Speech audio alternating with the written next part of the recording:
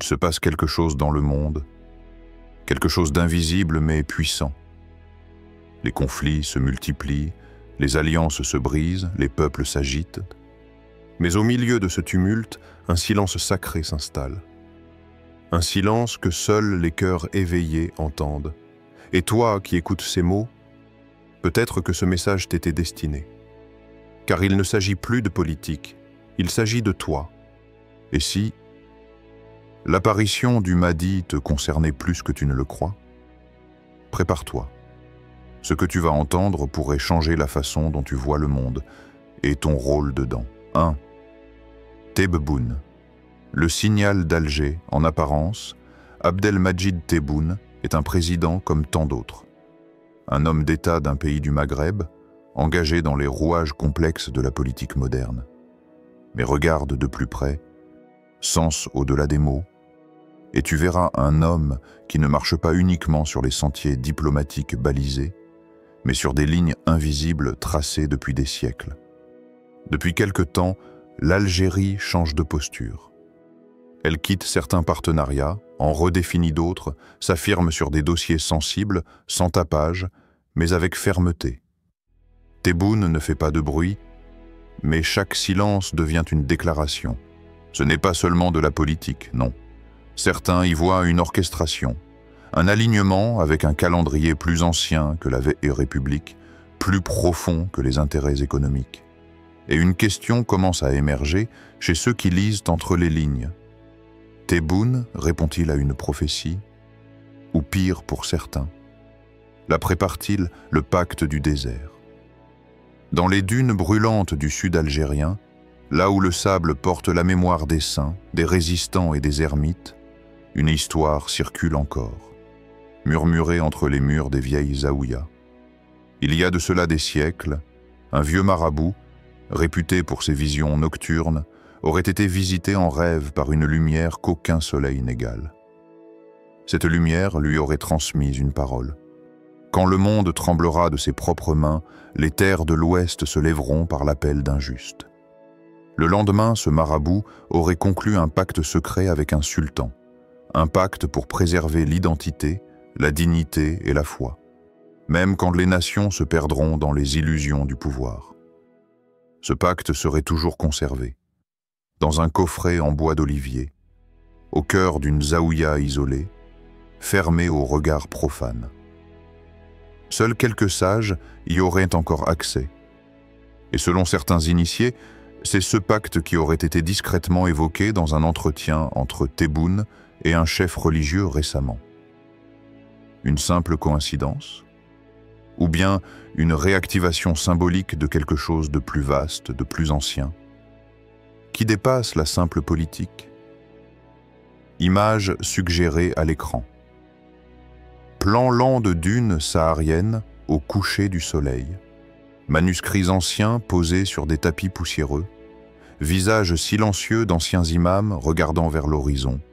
Discours de Tebboune, entrecoupés de regards fixes et silencieux.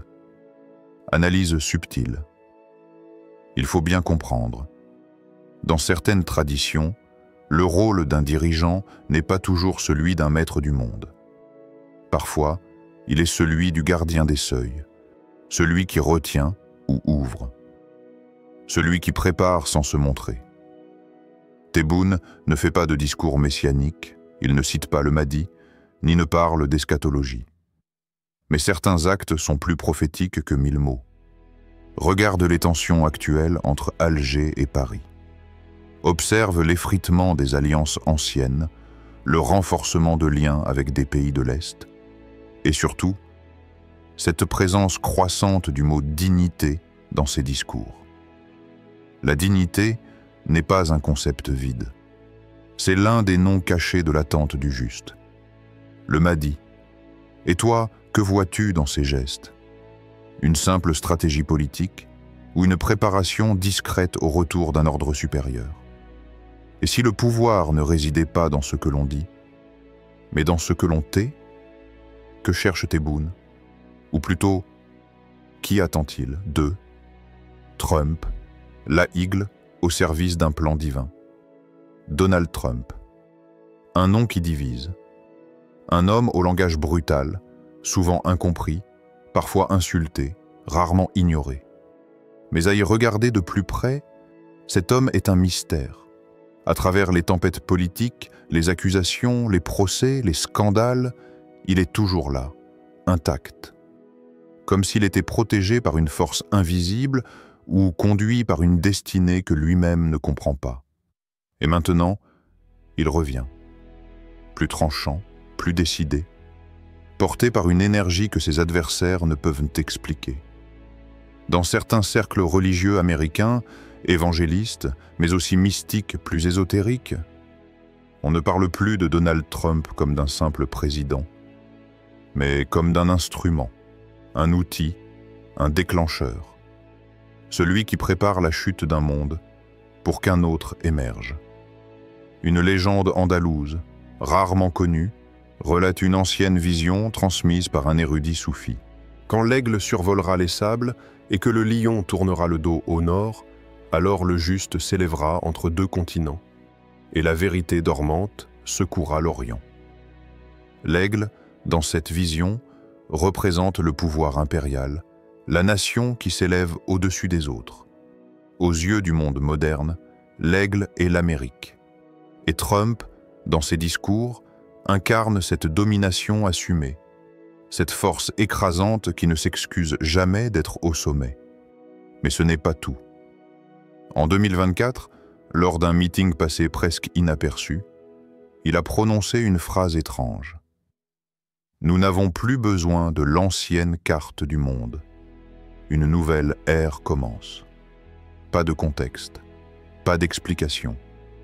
Mais pour ceux qui savent lire les signes, cette phrase résonne comme un code. Un écho des textes anciens, comme une réplique prophétique prononcée dans le langage des puissants. Image suggérée à l'écran. Gros plan sur le regard de Trump en pleine foule, aigle en vol au ralenti au-dessus du désert. Carte ancienne du Moyen-Orient brûlant lentement. Vieille prophétie manuscrite, andalouse en arabe et latin. Lecture symbolique. Trump incarne l'ordre qui bascule. Le monde qu'il porte est un monde qui s'effondre. Mais dans l'histoire divine, le chaos est parfois le premier serviteur du renouveau. Et dans la tradition islamique, le Mahdi ne surgit pas dans l'ordre, mais quand le monde est au bord de la rupture. Alors, peut-être que le rôle de Trump n'est pas d'édifier, mais de briser ce qui doit mourir, pour que naisse le véritable ordre. Un ordre non plus fondé sur les armes, ni les banques, mais sur la justice, la vérité et la volonté d'Allah. Et qui, mieux qu'un homme incontrôlable pour provoquer une onde si puissante qu'elle réveille les terres de l'Est? Symbolisme biblique et islamique croisé. Chez certains chrétiens évangéliques, Trump est vu comme le Cyrus moderne, un roi païen utilisé par Dieu pour libérer un peuple. Dans la tradition musulmane, le Mahdi est précédé par des troubles mondiaux, par la montée des injustices, mais aussi par des signes dans le camp des puissants. Alors une question légitime émerge. Trump est-il cet élément inattendu, choisi non pour sa foi, mais pour son rôle dans un plan divin plus vaste? Est-ce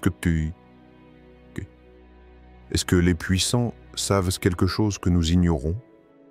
Et si Trump n'était pas un roi, mais un pion dans la marche du Mahdi? Serais-tu capable de reconnaître un signe, même s'il venait de là où tu ne l'attends pas? Le Mahdi est-il déjà en mouvement? Il y a un moment, dans chaque époque troublée, où les puissants deviennent confus, où les cartes du monde perdent leur sens, et où les peuples, sans comprendre pourquoi, sentent dans leur poitrine un appel silencieux. Ce moment ne fait pas la une des journaux. Il ne provoque pas d'alerte sur les téléphones, ni d'analyse géopolitique bruyante. Mais ce moment est plus réel que tous les discours. C'est le frémissement de l'âme collective.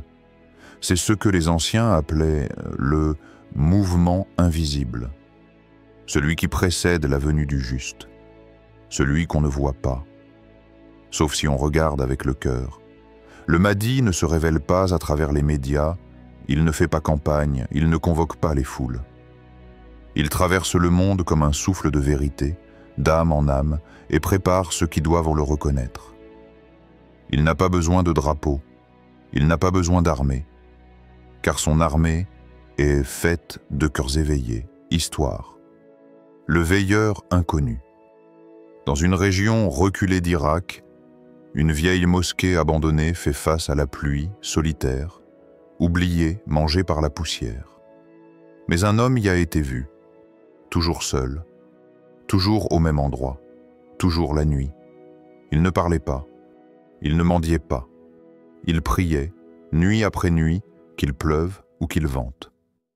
Des habitants du village voisin s'en sont étonnés. Et un jour, un homme de passage, un cheikh venu du Khorasan, s'est approché et l'a interrogé. « Que fais-tu ici, frère, alors que le monde s'effondre ?»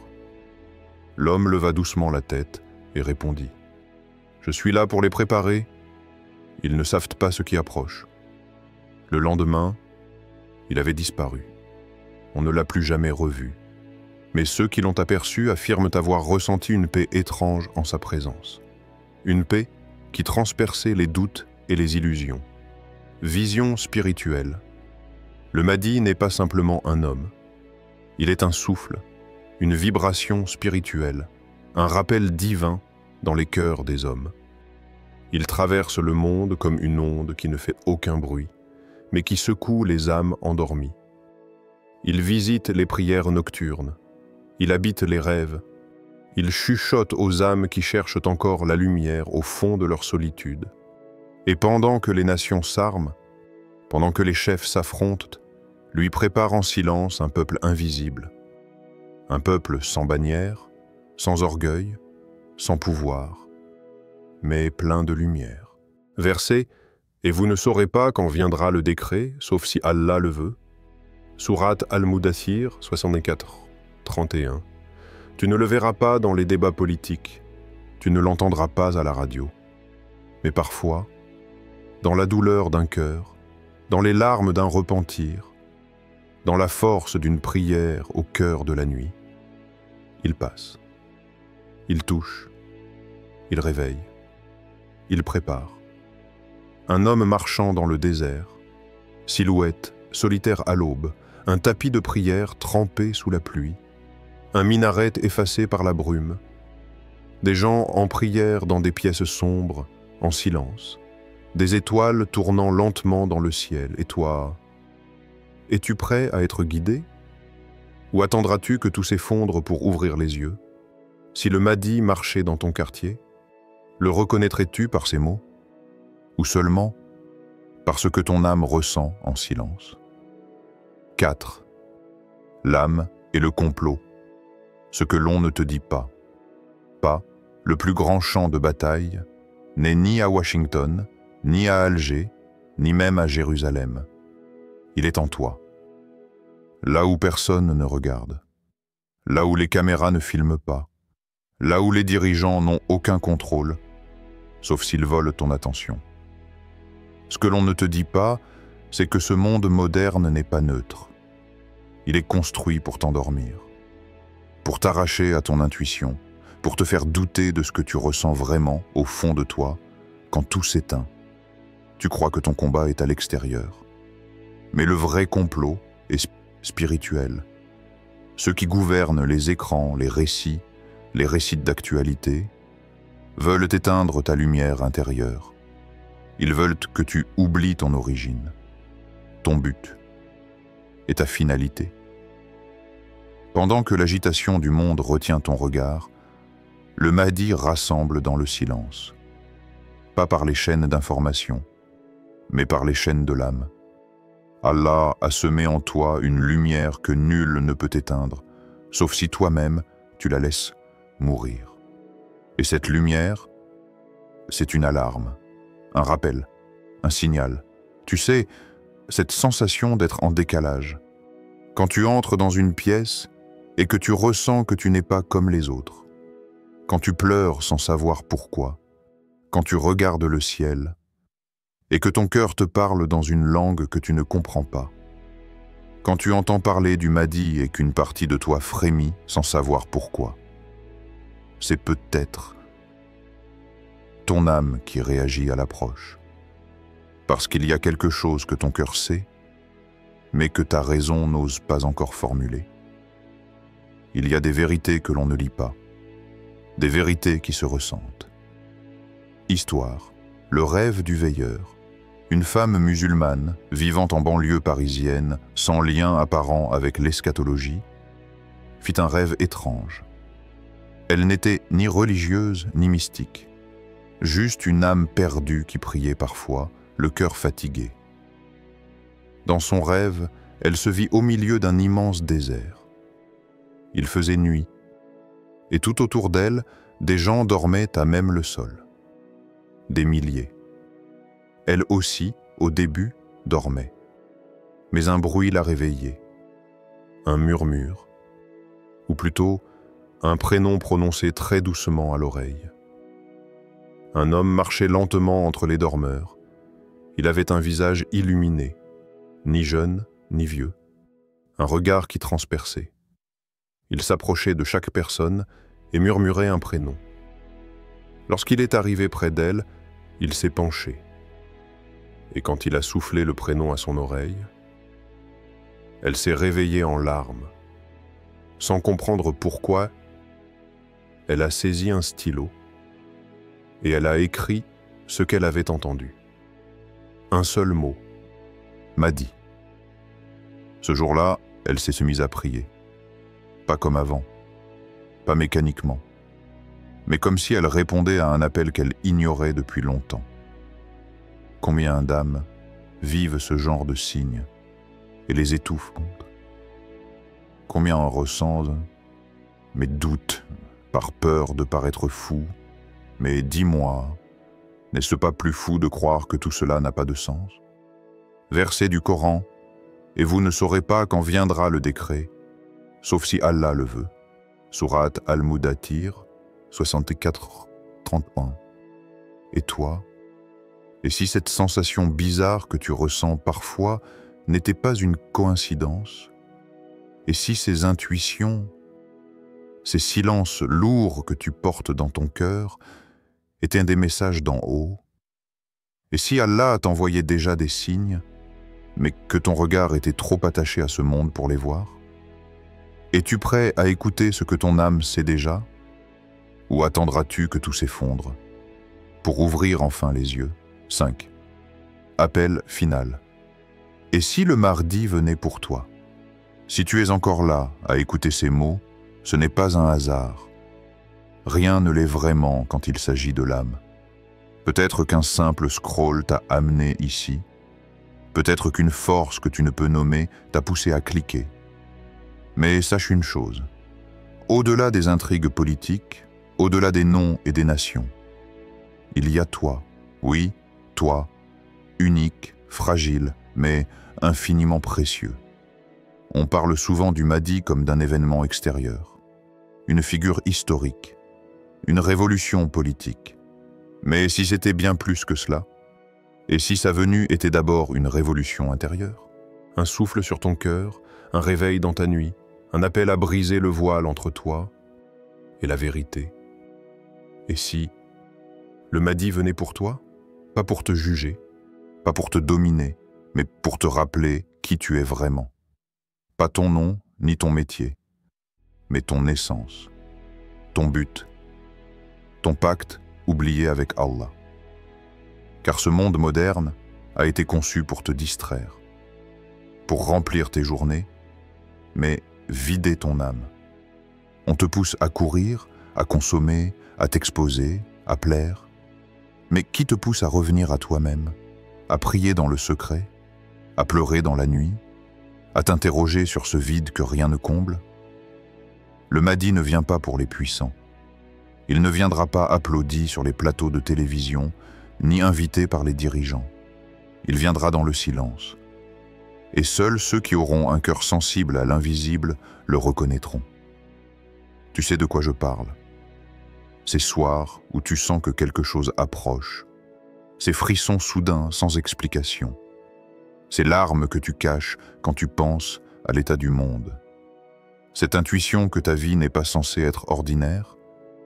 Et si tout cela, c'était Allah qui te préparait, le mardi, ce n'est pas seulement une personne, c'est un moment divin dans l'histoire, une cassure dans le mensonge, une lumière dans les ténèbres.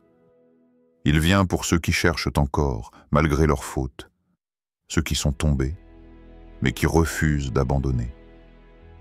Et peut-être que ce que tu vis aujourd'hui, tes douleurs, tes remises en question, tes épreuves, n'est pas un mal, mais une préparation, un tri invisible est en cours. Allah éveille les cœurs. Il sépare ceux qui veulent briller pour ce monde de ceux qui veulent être fidèles à l'au-delà. Il ne s'agit plus de bien paraître, mais de revenir au vrai. Alors je te pose une question à toi qui écoute. Et si tu étais l'un de ceux qu'Allah a choisis pour cette époque? Et si tu étais destiné à porter la lumière, même quand tout s'effondre? Et si le mardi, dans son silence actuel, t'observait déjà? Verset final. Ô vous qui avez cru, répondez à l'appel d'Allah et de son messager quand il vous appelle à ce qui vous donne la vie. Sourate Al-Anfal 8-24. Ce n'est pas un appel à la peur, c'est un appel à la vie, à la vraie vie. Celle qui commence quand tu ouvres ton cœur à Allah et que tu dis enfin « Je suis prêt ». Même si j'ai douté, même si j'ai chuté, je suis prêt à suivre la vérité, même si elle me coûte tout ce que j'ai. Prière de fin, voix émotive, sincère, intime.